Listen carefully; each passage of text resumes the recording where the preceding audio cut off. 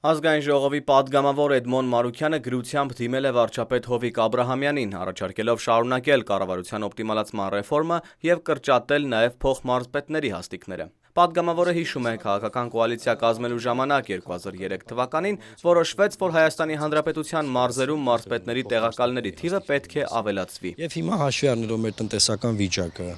կառավարության կողմից հայտարարված բարեփոխումները եւ երեկվա կրճատումները փոխնախարարների մակարդակով ես գտնում եմ, որ շատ լավ առիթ ու ժամանակն է, որ կառավարության կողմից այս հայտարարված ռեֆորմի շրջանակներում նաև կրճատվեն փոխմարզպետների հաստիքները եւ յուրաքանչյուր մարզում կարծում եմ կարելի է թողնել մեկ փոխմարզպետի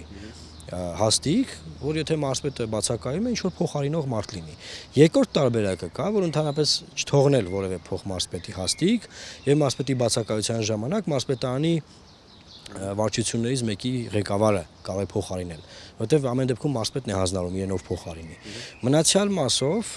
այդ տեղակալների քաղաքական նպատակարարության, թե որը որ կոալիցիոն կուսակցությունից պետք է լինի բան, դա արդեն ես կարծում եմ քաղաքացիներին շատ քիչ պետք է հուզի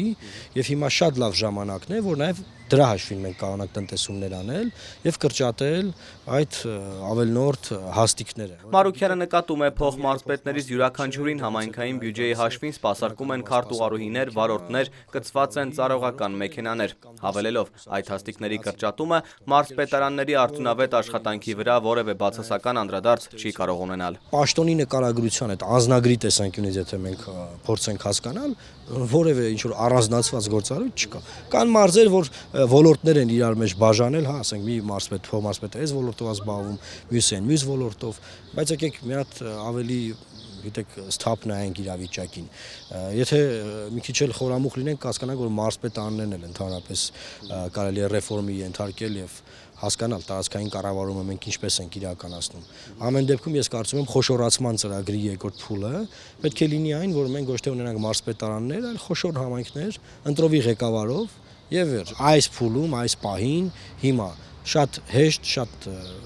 արագ կարելի է փոխմարզպետների ինստիտուտի կրճատման հարցը լուծել, մնացյալը ռեֆորմի շարունակության մաս կարող է լինել, համայնքների խոշորացման շրջանակներում նայել։ Ազգային ժողովի հանրապետական պատգամավոր Խոսրով Հարությունյանն անդրադառնալով կառավարության որդեգրած արդյունավետ կառավարման քաղաքականությանը, կարծիք հայտնեց, որ միանգամից հարկավոր չէ կրճատել բոլոր փոխմարզպետներին, վարչությունների պետերի տեղակալներին կամ օգնականներին, պետք է օպտիմալացման գնալ փուլ առ փուլ, գնահատելով կրճատումների անհրաժեշտությունները։ Խոսքը գնում է նրա մասին ամեն մի կոնկրետ նախարարության կամ համակարգի պայմաններում կուսումնասիրվի եւ կգնահատվի, որքանով կարելի է, ինչպես դուք եք ասում, ուռճացված կառավարման համակարգը ավելի դարձնել օպտիմալ։ Հիմա անկասկած կհասնեն նաև մարզպետարաններին։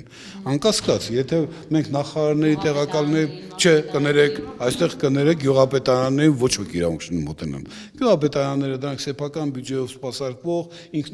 ցանկացած տեղական իշխանության մարմին իր վարչական շրջանակներում, շրջանի սահմաններում նույնչափ իրավաունակ է, որքան կառավարությունը ամբողջ հանրապետության սահմաններում, եւ որևէ կառավարություն չի կարող որոշում կայացնել գյուղապետարան հանձնարարի դու սա արա, դու նա արա։ Սա ուղղակի հիշենք, որ